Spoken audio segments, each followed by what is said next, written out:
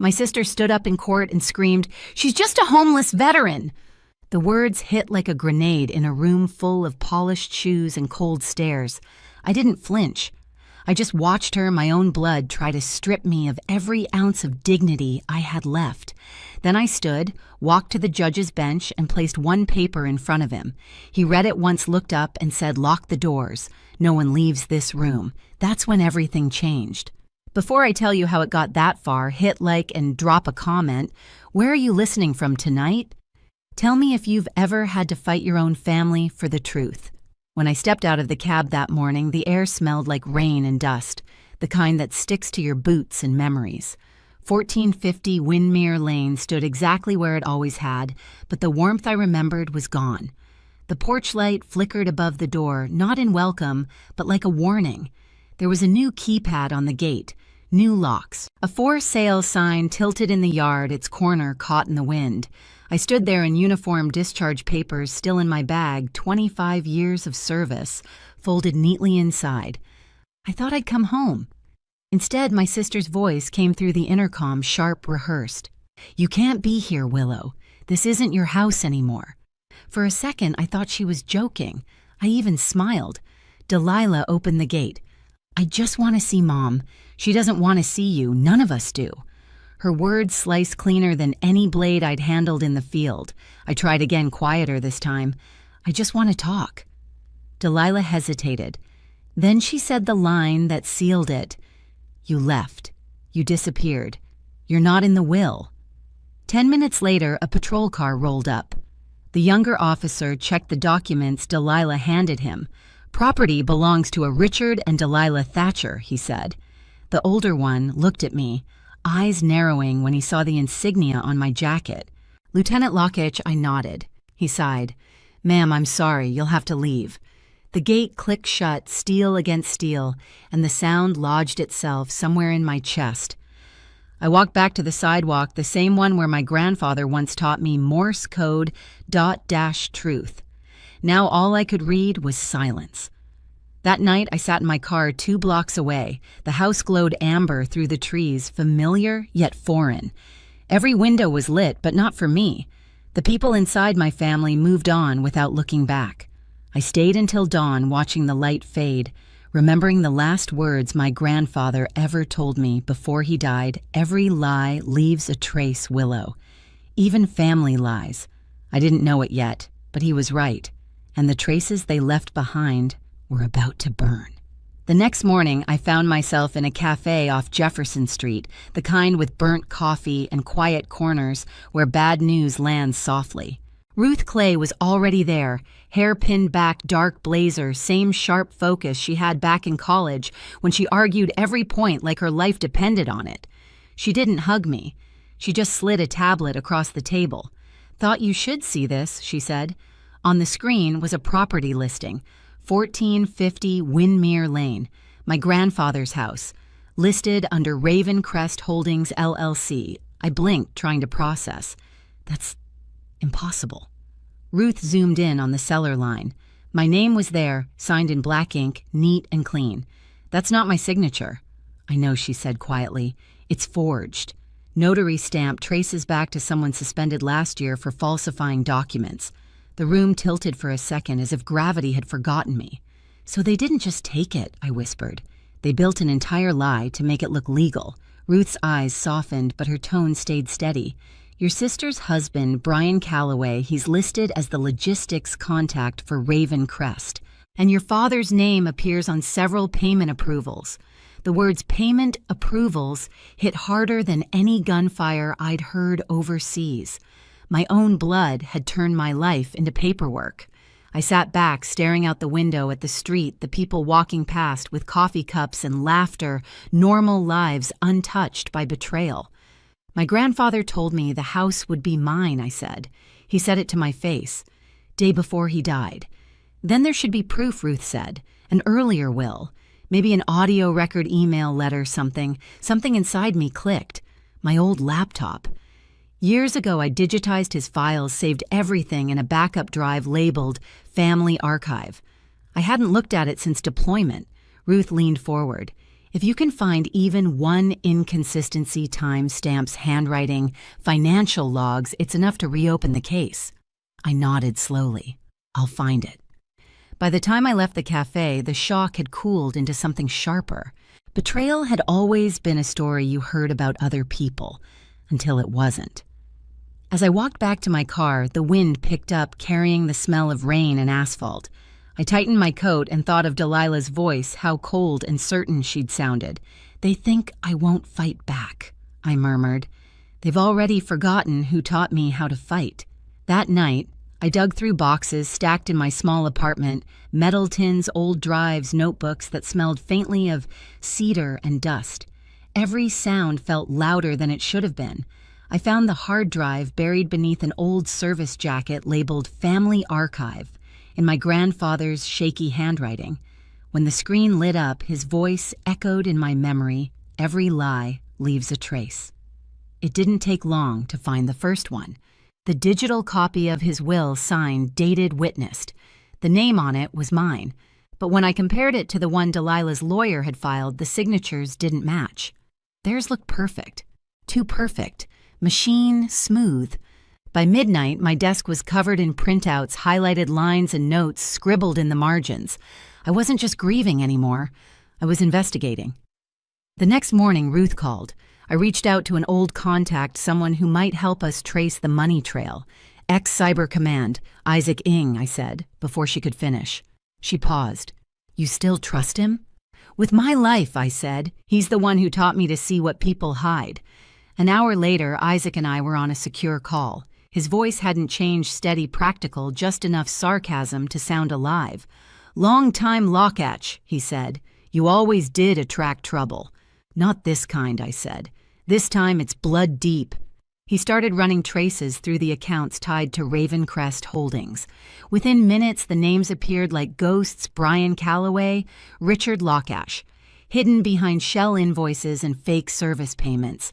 "Your sister's husband moves the money," Isaac said. "Your father signs the authorizations." Classic internal laundering. I felt my pulse rise, not with fear, but clarity. "Can you pull the source documents?" "Already did. But Willow, be careful. These people aren't amateurs. If they know you're digging, they already know I cut in." And I was right. That evening, my phone buzzed with a message from an unknown number. "You're playing with fire. We have your psych file." I stared at the screen, jaw tight. They wanted me unstable, discredited, erased again. But the soldier in me only heard a challenge. I turned off my phone, booted my laptop, and opened a secure channel to Ruth and Isaac. "We start tonight," I said. "Everything they've forged will undo line by line." As the three of us worked, I saw the pattern emerge: falsified property transfers, hidden payments, altered notarizations. Every lie was time-stamped, every deceit traceable. By sunrise, I held the one document that could end them all: the original deed, digitally verified with my grandfather's recorded statement attached. I looked at it for a long time, then slipped it into a folder. "This is it," I whispered. "One paper. That's all it takes." The courtroom was colder than I expected. Maybe it was the marble, maybe the silence, the kind that presses against your skin until you can feel your pulse in your throat. I sat, straight, hands clasped the creases of my uniform, sharp as a blade. 25 years of service had taught me how to stand tall when the world tried to shrink me. Across the aisle sat the people who shared my blood. My father, Richard Crisp, in a navy suit, pretending not to see me. My sister Delilah, all pearl earrings and perfect posture. And Brian, her husband, scrolling on his phone like he was bored by justice. When the bailiff called my name, I rose. The title still sounded strange when someone else said it: Lieutenant Colonel Willow Lockatch, Plaintiff. For a moment, I caught my father's eyes. They were calm, too calm. The kind of calm that comes from thinking you've already won. The proceedings began. The prosecutor laid out the evidence we'd spent months building: altered payments, falsified documents, notarizations under a suspended license. Ruth sat beside me, flipping through her notes, her movements methodical. She didn't speak much. She didn't have to. The truth was heavy enough to do the talking. But the defense came armed with venom. Their lawyer painted me as unstable, a soldier, haunted by deployment, unfit to manage property, incapable of distinguishing loyalty from paranoia. They called me erratic, bitter, a woman who can't move on. And then Delilah stood up. "She's just a homeless veteran," she shouted, voice cracking through the courtroom. The words hit like shrapnel echoing off the walls. The judge banged his gavel, calling for order, but the damage was done. Every whisper, every pair of eyes turned toward me. I didn't speak. I didn't even blink. I let her finish digging her own grave. When the silence returned, I rose.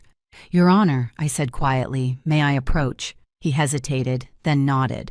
I walked to the bench, heels clicking against the floor. Every step felt deliberate, final. When I reached him, I laid a single folder on his desk. "One document," I said, "from the original estate registry, verified by federal audit."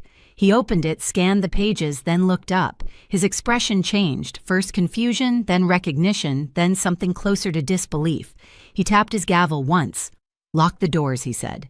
"No one leaves this room." The entire courtroom froze. The bailiff moved to the doors, sealing them shut. Delilah's jaw slackened. Brian looked up from his phone, color draining from his face. My father sat perfectly still, the mask cracking in slow motion. The judge spoke again, voice firm. "These documents show a forged deed, falsified transfer payments, and unauthorized use of a military ID. The signatures on file do not match verified exemplars, and the authorization trail leads directly to you, Mr. Lockatch." My father didn't deny it. He simply exhaled and turned his face away. Mom, seated behind them, trembled. Her hand covered her mouth, her eyes wet. Delilah's lips parted, but no sound came. The same voice that had once called me a homeless veteran now could barely breathe. Ruth stood beside me, calm, collected, the kind of presence you only notice when you realize she's the one holding the room steady. "Your Honor," she said, "we have corroborating evidence of interstate financial fraud and coercion, all verified through federal channels." The judge nodded slowly. "So noted.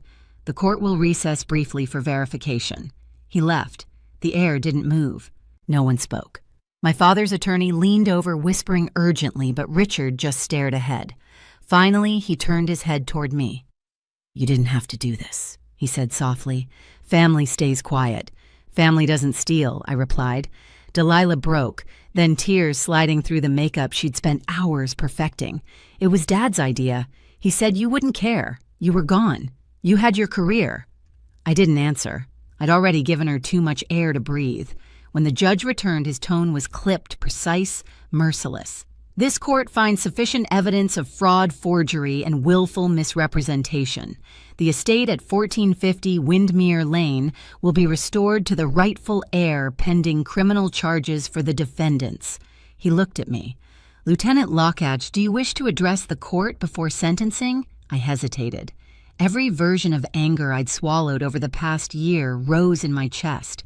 But when I finally spoke, my voice was calm. "I spent my life fighting enemies I never saw," I said. "People I was told to fear. But the real war started the day my own family tried to erase me. I'm not here for revenge. I'm here for truth." Silence. The judge nodded, once eyes steady. "Then justice will follow." He turned to the defendants. Delilah Thatcher, 6 years. Brian Calloway, 8. Richard Lockatch, 10. No parole. The gavel fell. No one moved. I watched my father's shoulders slump.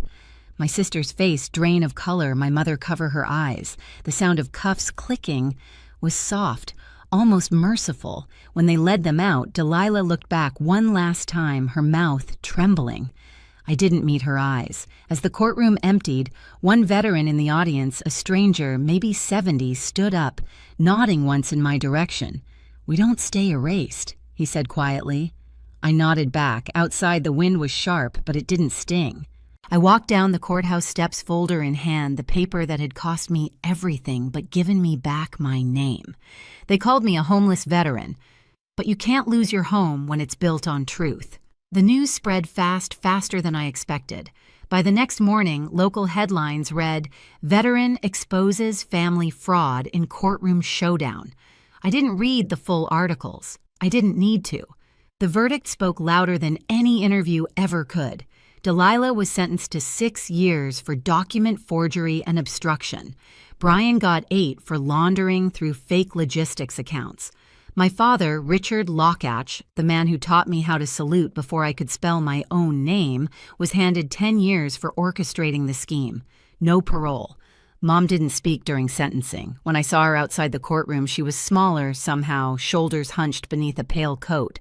She reached for me, then stopped halfway, her hand trembling in the air. I didn't know she whispered. I looked at her hand, then at her eyes. Maybe not. But you didn't want to know either. I didn't raise my voice. I didn't need to. Some truths don't need volume, they only need light. A week later, I visited 1450 Windmere Lane one last time. The front gate hung open now, police tape fluttering in the wind. The hydrangeas my grandmother planted had somehow survived, pushing through dirt that had been trampled by greed. I knelt beside them, brushing soil from the petals. "I kept your promise, Grandpa," I murmured. Every lie left a trace. I just followed them home. I didn't reclaim the house. I donated it to a veterans foundation that helps soldiers rebuild their lives. Let someone else find peace there, someone who still needed an address to start over. That night, I stood by the ocean, the sky streaked with gray and silver. The horizon felt endless, untamed, exactly how freedom should feel. For the first time in years, I wasn't fighting anyone. I wasn't defending myself. I was just still. Justice, I realized, doesn't roar. It settles. They called me a homeless veteran, but that was never true. I was never homeless. I was just unwelcome in the place I helped build. And sometimes that hurts worse than any battlefield wound. But I learned something in that courtroom home isn't 4 walls or a name on a deed. It's the truth you refuse to bury. I walk differently now, lighter. I don't carry bitterness, only memory. Every person who tried to erase me has to live with the echo of their own lies, and that's punishment enough. People ask if I regret taking them to court. The answer's simple no, because silence doesn't protect the innocent. It protects the guilty. So if you're listening and you've ever been told to stay quiet or let it go, don't. Speak. Shine light where they told you not to look. They thought they took my home. But what they really did was give me a story worth telling. If this hit close to home, drop a comment below. Tell me where you're watching from and what truth you'd fight for. And hit subscribe because the next story might be yours.